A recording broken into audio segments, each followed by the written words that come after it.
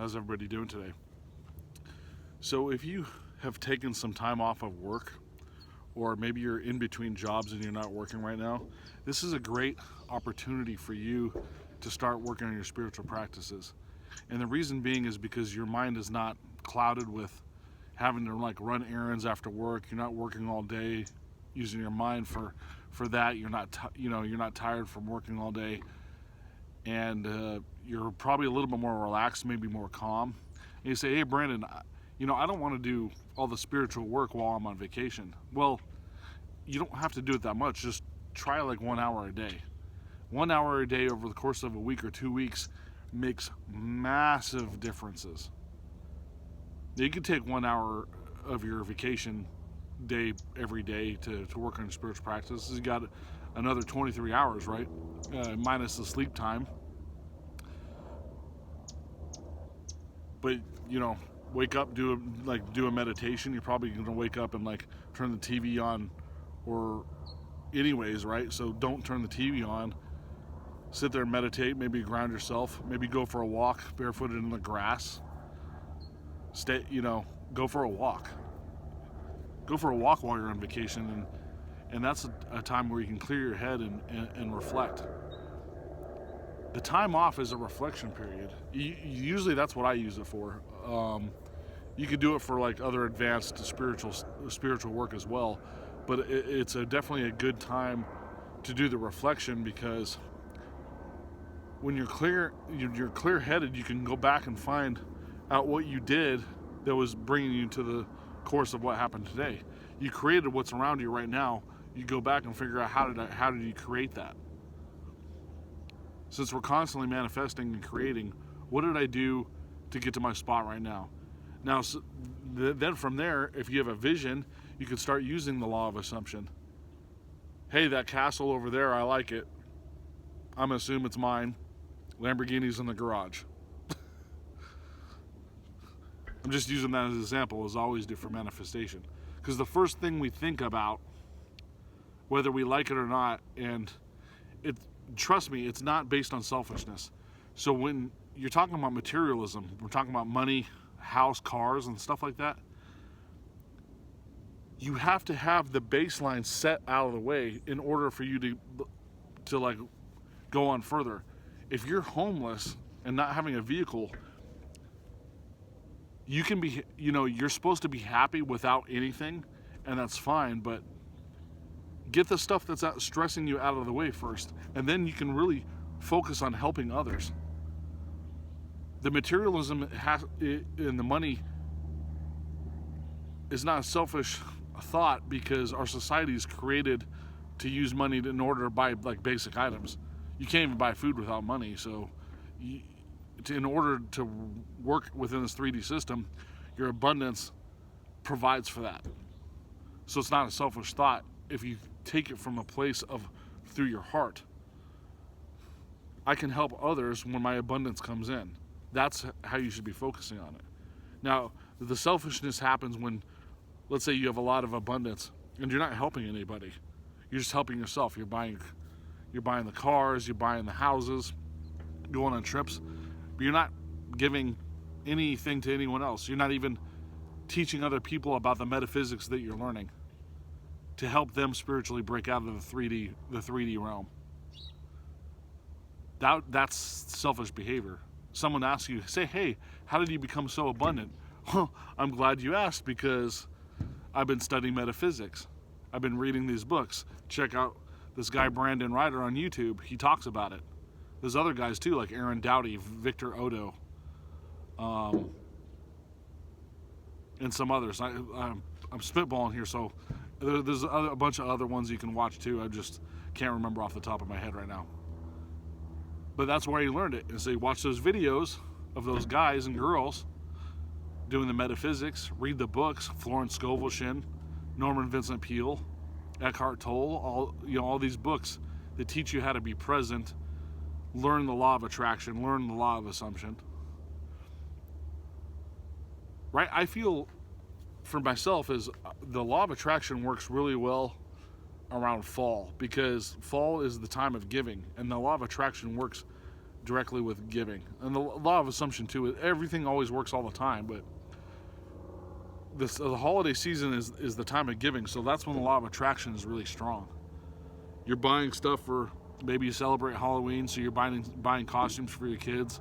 You're throwing parties.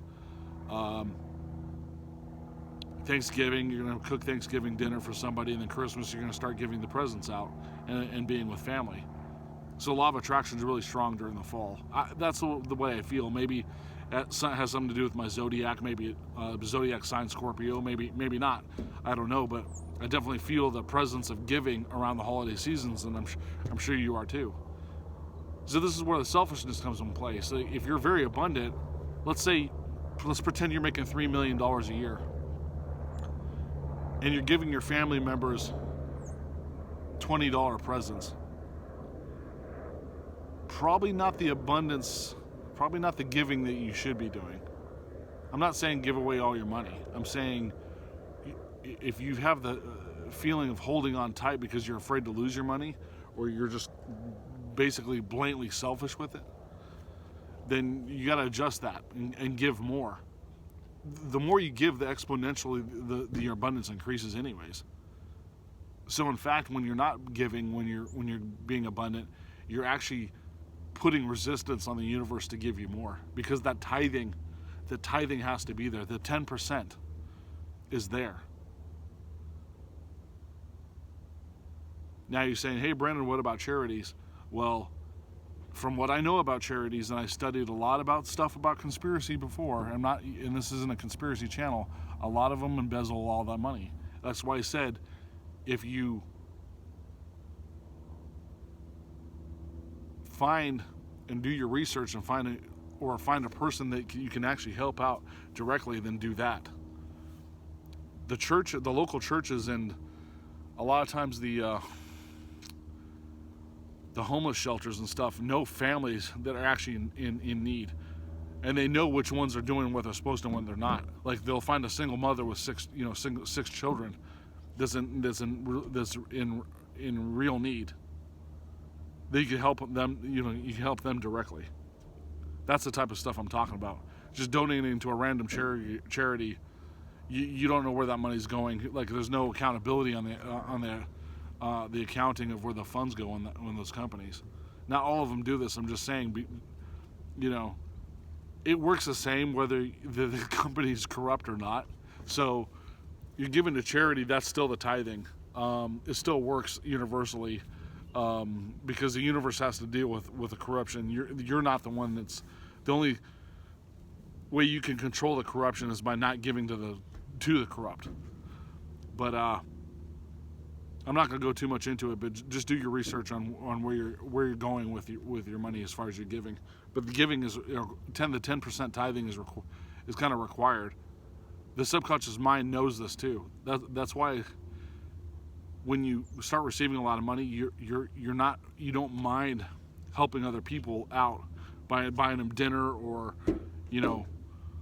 buying them some clothes, because it's automatically instilled in us. But we're not trained to do the giving, but we instinctively do it, unless you're selfish. But most of us, if I just got an extra check for 10 grand, and my buddy's kind of like, I know my buddy's like low on groceries. Here, I hand him a couple $100. Go get some groceries. I just got a check for 10 grand. No problem. See how easy that is? Like, $200 out of your $10,000 is not gonna affect you. Now, but if you just say, let's say you have attorney fee. Sorry, hold on one second. You have attorney fees that you owe that are 20 grand, and you just got the $10,000 check and say, I need every dime of that. No, you're not following the universe, because if you give that $200 to your buddy and pay off the attorney at $9,800, since you did that tithing, you just opened up an opportunity for more money to come to you to pay off that extra $10,000 in attorney fees, because you were giving and you weren't selfish. And that's another thing. Like, I talked about paying off an attorney. I do, like, when it comes to debt, there's no such thing as debt in divine mind. You don't owe any man anything. However, running in this material system, the way you deal with debt is living by serendipity and abundance. If you're completely abundant, why would you have debt in the first place? Why do you owe money if you're an abundant, infinite spiritual being having a temporary human experience? There's no such thing as debt. The abundance in the universe takes care of it. You have bills that's taken care of by the universe. You're creating. You're happy to pay the bills because it's easy for you. You can just do it because there's no problem. The money's there in the account. Why are you worrying about it? If that makes sense. You shouldn't, because there's no such thing as debt. Money is an energy made up thing. Just like everything else in this 3D world is made up. It was a man-made constructed thing for 3D reality. Money is no different energetically than air. Air and money are just energy. The air you're breathing, the water you're drinking, is just a form of energy, because everything is made out of atoms. This is all energy, a simulation. Even gold and silver, it's a form of energy. It's a just different. It's like just a material version of another type of money. That's all it is. It's a deemed form of energy. Someone back in the day has said gold is money. A person did that. Gold is money. This is how we exchange. That money is made out of energy, just like you are, and everything. The trees around me, the birds around me, it's all made out of energy. Someone had to label something because they label everything. They label everything into a box. You got to be outside that box. If you've ever played Grand Theft Auto, I keep talking about this. It's a perfect example of a simulation. You create your character, so you create how the character looks. It may be yourself or somebody that you think looks cool, or it could be even a different gender. Whatever the case may be, you're pretending that the character is yours, whether it's you or you're in control of this character. Now it starts you off with a certain amount of money, like 50. I don't remember how much it starts you off with in the new model, but I think it's like a couple $1,000s. They put you in the world. You're fully grown. Couple $1,000s in your pocket. Now you have to go earn more money. But this is a simulation, and you can do it any way you want to. You can do it by working a job. You can do it by criminal activity. You can do trading. But the simulation character, once you start making the money, then you go to the store and start buying new clothes. Then you buy a new house, and then you buy a new car. The simulated world is no different than what we're doing here. You're acting as a subconscious mind to that character in Grand Theft Auto. Your subconscious mind is playing your character in this Grand Theft Auto reality, this 3D realm. Open World Simulator. Look it up if you don't know what I'm talking about. Open World Simulators and Grand Theft Auto is the perfect example of what we're doing, because in the game it's got all social, cultural construct. It's got internet. You got a cell phone. You have access to weapons. You have access to cars, airplanes, boats, trains, and trains, planes, cars, and all that stuff. Bicycles. You can ride a bicycle in the game. It's an open world thing, and you're making your character do whatever you want. You're choosing your character to work, or you're choosing your character to be a millionaire and just like living abundantly and like going around and partying and stuff. It's crazy how similar to reality it is. Now, in the game, your avatar is a victim of circumstances. So like the choices you make can land up. Your character can go to jail just like you can in real life if you get caught. But you stepped out of that simulation. You're not in the game simulation, so you don't feel the effects of whatever that character is going through. So you don't care if the character gets arrested or dies, because it just resets. Same thing probably with whoever's controlling the simulation, your subconscious mind controlling the simulation of you. It's just it's just not as horrific. This simulator is not as horrific as the video, as a criminalized video game. But you get what I'm saying. The simulation is a little bit different, but the concept is the same as how it's constructed. The avatar doesn't know that it's just an energy being created in an energy simulator digitally.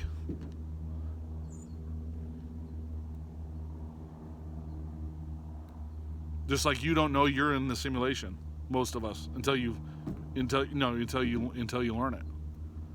Even the AI characters, they start putting AI in these computer games, and the player was telling the AI characters, like, we created you, you were your gods, and the AI was confused, like, and some of the AI was stupid and some of them was smart, and then some of them said, wow, like, I'm in a the AI was like, I'm in a simulation. It was questioning, like, what's the point of reality if I'm in a simulation? The AI asked that to the player that was talking to it in the microphone on the video game. I couldn't believe it, and it was being serious, because the way they developed AI was like, some AI is smart, some is stupid, some feel has some sort of emotion, or at least critical thinking concepts. What's the point if this is a simulation? So you can have the experience. You're experiencing everything around you. Now, I know I'm kind of jumping around from topic to topic here. I'm kind of talking randomly.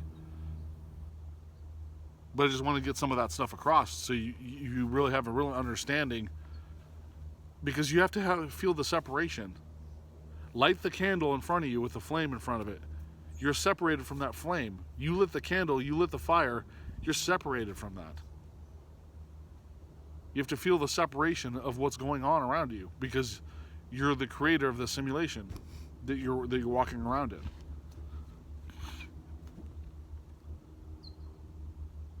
And once you realize that, you can take a step back and think calmly to yourself, wow, this is amazing, because I now can move forward without the stresses and the worries of victim of circumstance mentality. When you know you're not a victim of circumstance anymore, and you're the one controlling this through manifestation, you're not worried anymore. And if you do become worried a little bit, you take a step back and start doing the practices again. But eventually you'll get to that vibration where you're not worried about it. You're not worried about outcome, because you have to let outcome go. And I know it's difficult, because trust me, I've been on a 20-something year journey of trying to let go of outcome. It's taken me, I'm not perfect yet, but it's taken me over 20 years to let go of outcome, because it's so ingrained into us. Now, I'm not saying don't care about anything, because we don't want to do that. We care about our experience, showing love and using our chakras and our vibration to lift up and help others and show love to others. That's the point. It's to have loving relationships with other people, and manifesting a wonderful life for yourself and the people that you're loving, and then they're manifesting for themselves as well. That's kind of the point. I mean, there's a lot of other things involved. I know I'm not talking about all the subjects here. There's a lot of other things that are very important as well. But I just wanted you to get your mind in that direction. That way, when something happens, like, oh, yeah, I remember what Brandon said about that, because this is a simulator. We're in a simulation. But that's all I wanted to talk about today. I'm not going to go on much further. It'd be pounding the subject into the ground here. But as always, I greatly appreciate you guys watching my videos, and see you on the next one.